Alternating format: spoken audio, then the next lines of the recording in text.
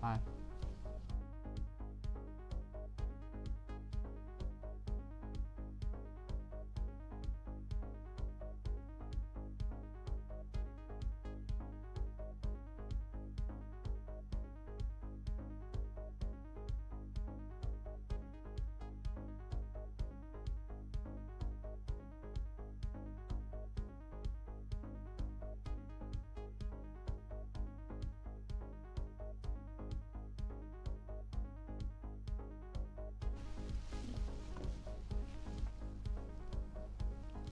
Hello and welcome to Quays News. I'm Lewis Evans and here's what's coming up on the show today. The residents of Blakely have grown increasingly frustrated with the conditions of the roads. We'll hear from residents about all their concerns. As Easter arrives, we'll find out how a village in Greater Manchester is taking advantage of this time of year to raise money for a local school. My favourite part about the Easter trail was the Incan one. The first Northern Premiership Knockout Cup took place in Bellevue and Freddie went to watch. The atmosphere was amazing. There was hundreds of people here from Manchester and away fans from Sheffield. We'll be finding out why astronauts are travelling towards the moon for the first time in more than 50 years. And that's your Thursday Quays News.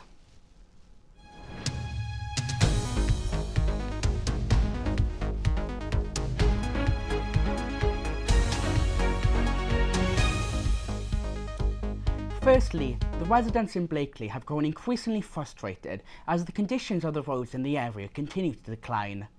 Residents now feel like Blakely is divided, with different areas being prioritised more than others, and feel like their concerns are being ignored by the council. Our reporter Maran Zaino went to find out more.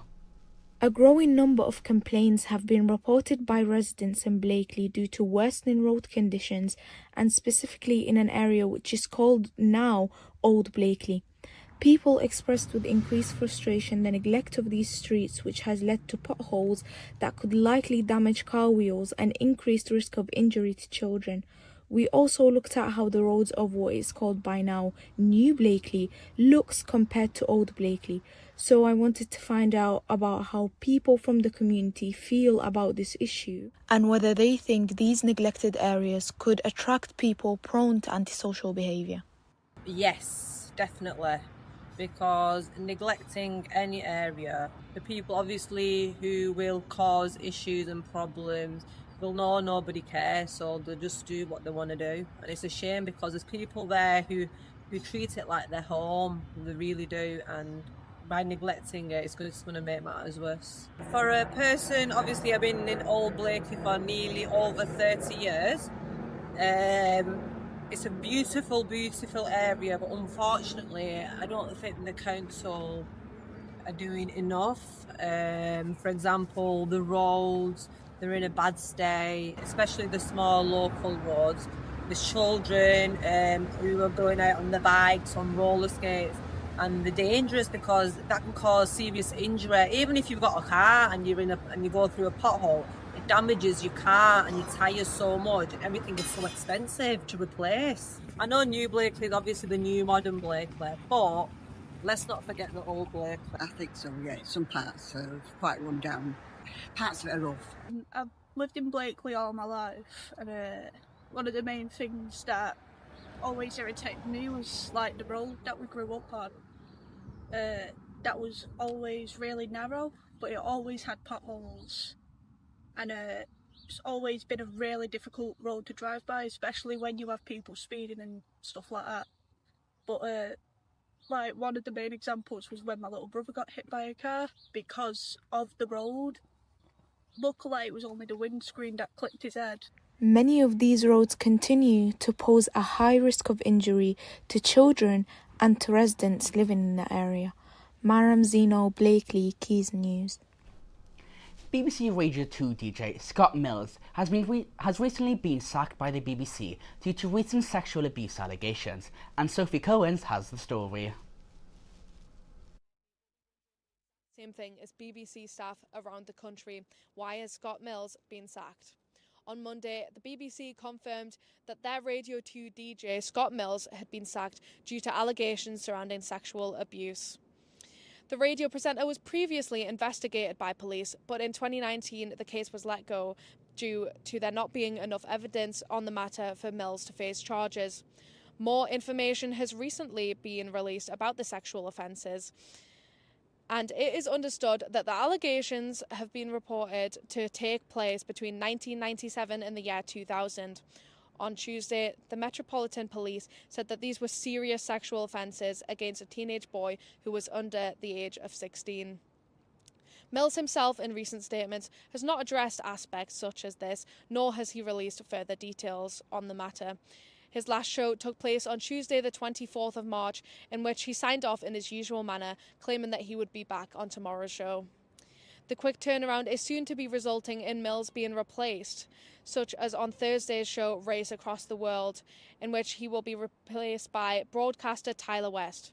It is sure that 13.6 million listeners of Radio 2 will be shocked to hear the news as we wait for more to be said. In Walkden, the streets are being cleaned and decorated by the town's newest community group. Our reporter, Amelia Snell, went along to one of their litter picks to get the story.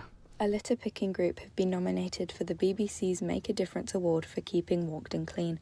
Paul Whiteleg started Walkden in Bloom to help the town become a nicer space to live in. It's come up to 12 months in April, so we haven't been going long, but if you ask anybody around here, it's as if we've been here forever. And that's because of the community spirit. So many people get involved with it. It's not just us six that are driving it, it's the community that's driving it. The Walkden and Bloom family, as we call ourselves, meet up regular to see what else we can do. The group have set up planters all over town and have organised litter picks to help the community. The programme has secured significant funding for their work over the past year, which includes a £20,000 grant from the National Lottery and Salford Council. The social aspect is probably more important than making it bloom sometimes. And it gives them the chance to come out, meet new people, new friends. A lot of people now come out and just have and adopted their own little planter, because that's what they can do. No one owns it because it belongs to everybody. And that gives people time to come out, have a look at the planter, water it, get some fresh air, say hello to people and make new friends. So no matter who you are, it is a massive part of Walkden in Bloom. It's a massive part of Walkden, and yeah, the socialising has made a massive difference with people in the town. The aim of the project is to decorate and clean up the town and make it a happy and sociable community where you feel like you can say hi to anyone whilst out and about on the streets. Walkden in Bloom! Amelia Snell, Quays News. A conference in Manchester is bringing together women across the media industry to share their experiences and inspire others. Natalie Bukahari has more. This is why the girls need to stick together and stop penalising and criticising each other for the tiniest things, like just let everyone breathe type thing. Oh, thank you! Women from across the media industry have come today together in Manchester to celebrate WimCon 2026, a conference celebrating female voices, careers and creativity. And then if I was going to take it a little bit more seriously, I'd go to... This is our annual conference that we host to kind of inspire women to get into media, to kind of share stories from people who have succeeded and hopefully inspire the next generation of women in media as well. Among the speakers is an influencer that uses her platform to promote confidence, challenge stereotypes and uplift women online. I think the Women in Media event is really important today to celebrate women in a lot of male-dominated spaces. For example, the BBC sports journalists. I feel like with football, it's kind of this ongoing discourse that women don't deserve to be there. And then also the influencer side of media spoke today about how women kind of can't catch a break. And there needs to be like more support for women on the internet. Experiences.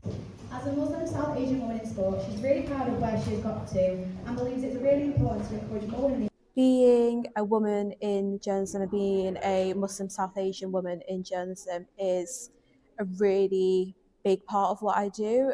I grew up not seeing people like me do the job that I'm doing. So it's really important for me to be that voice, to sort of make myself known, especially on LinkedIn. So there are girls that are, from the same background as me that can think and say, actually, this person's doing it, maybe I can too.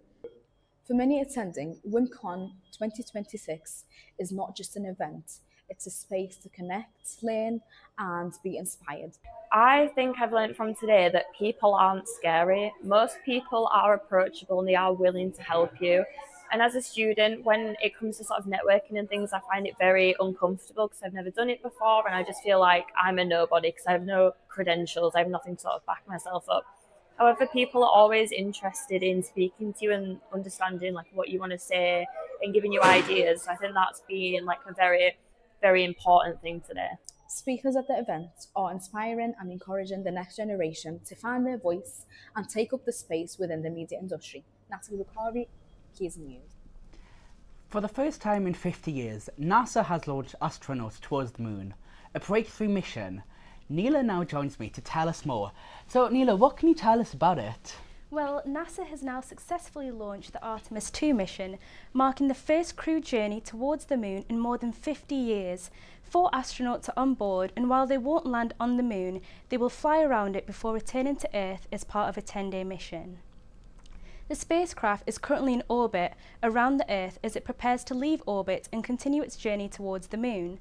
This is a major step forward for space exploration, with NASA describing it as a historic mission designed to prepare for our future journeys deeper into space. Osman Beg, a professor of engineering science, says the mission is a key step towards future deep space exploration. And as you can see behind me, this marks a significant moment in the return to human spaceflight beyond Earth's orbit. And what more do we know about this mission?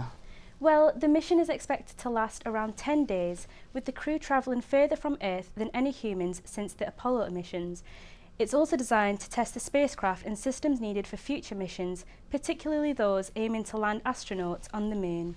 And scientists will now be closely monitoring its progress as it continues. Thank you so much for that, Neela. Very interesting. Now, petrol prices have seen their sharpest rise in 4 years since the Russian invasion of Ukraine. On average, pump prices in March increased 7p a litre, with a tank of petrol going up £11 and diesel nearly double that. This comes after Donald Trump threatened to pull the USA out of NATO, as he claims they have provided weak support during the conflict, specifically to defend and protect the Strait of Hormuz. In an address to the nation, Trump vowed to hit Iranians extremely hard, and that the US is on track to soon complete all of its military objectives against Iran. Now, the Bellevue Speedway played host to the first season matchup of the year. In front of a packed out crowd and with a rivalry amongst the two teams, Freddie Beckett tells us more.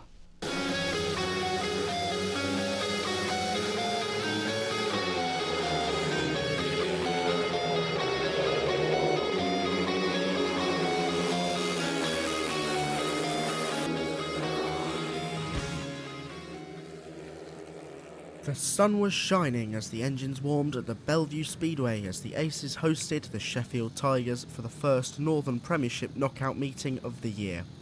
The track was in fine condition as the riders and their mean machines headed out to the shale, and Dan Bewley was hopeful of breaking records. Looked at the track and I got excited for a minute. I thought we were on for a track record, but no, it wasn't to be. Slight bit of relief when I watched Brady's time in the first race that he didn't get it, to be honest.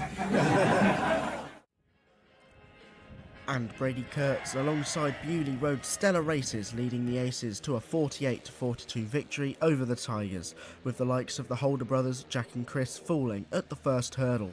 But it was the Aces' rising star, Tate Zischka, who shone the brightest after standing in for fallen teammate Norik Blodon, bringing home a strong 10+2 points haul. All my good equipment is here and a good motor, and yeah, back in Australia I did a fair few meetings and got some good lap time, good laps under myself, and yeah, just done a lot of riding and fully focused just staying here in England. It's going to be a good year. So it's been a great night under the lights here at Bellevue in Manchester at the National Speedway Stadium. The atmosphere was amazing. There was hundreds of people here from Manchester and away fans from Sheffield. It led to a great rough and tough atmosphere here. Elbows were barging, wheels were spinning, and there were some crashes. Dan Bewley, Brady Kurtz, they had a great outing here, but unfortunately Chris Holder and Jack Holder didn't have such a good one for Sheffield. So Bellevue Aces come away with the win here. Freddie Beckett, Bellevue.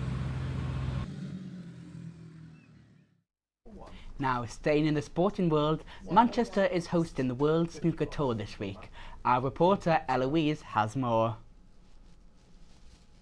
Me and him and them and me, we'll show you what we can do with a load of balls and a snooker cue. Off the reds then, screw back for the yellow, green, brown, blue, pink and black. Snooker, loopy, nuts are we, we're all The World Snooker Tour has come to Manchester for its 2026 championships, and it's being hosted in the heart of the city. Here at the Manchester Central Convention Centre, we're in the final stages of the semi-final qualifiers. Last night, world number one Judd Trump beat Sean Murphy in a final frame decider that secured him his place in the semi-finals. Today, though, it's the deciding game between Mark Selby and defending champion John Higgins that everyone's talking about. Selby and Higgins begin their game at 1 p.m. today with high stakes following Higgins' win at last year's championships. Today's winner will progress onwards with the final scheduled for Sunday.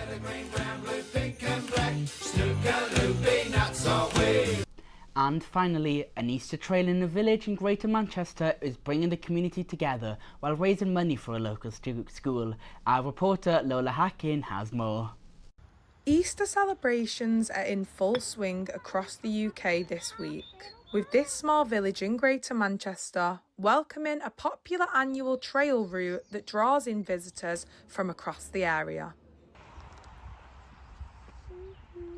This Easter, families have been coming down to Diggle to take part in an Easter route. The Scarecrow Trail costs £3 and all the proceeds go to the local primary school.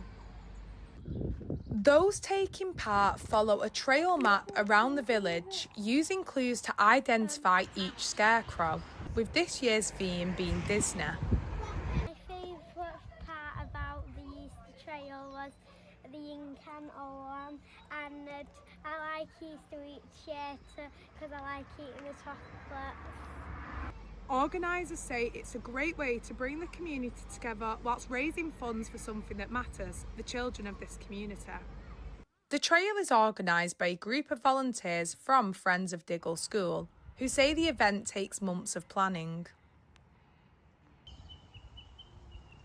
An annual event that not only brings the community together, but raises vital funds for the children of Diggle School. Lola Hackin, Quays News, Greater Manchester. Oh, well, that's lovely, isn't it? It's a lovely but breezy day here in Salford, but the weather is set to change next week as Storm Dave is forecasted to hit over the weekend, with yellow weather warnings in place until at least Monday, so don't forget to wrap up nicely. That's all we have time for today, unfortunately. Join us after Easter for another jam-packed show. Have a wonderful Easter break and enjoy the break. Goodbye. Diolch.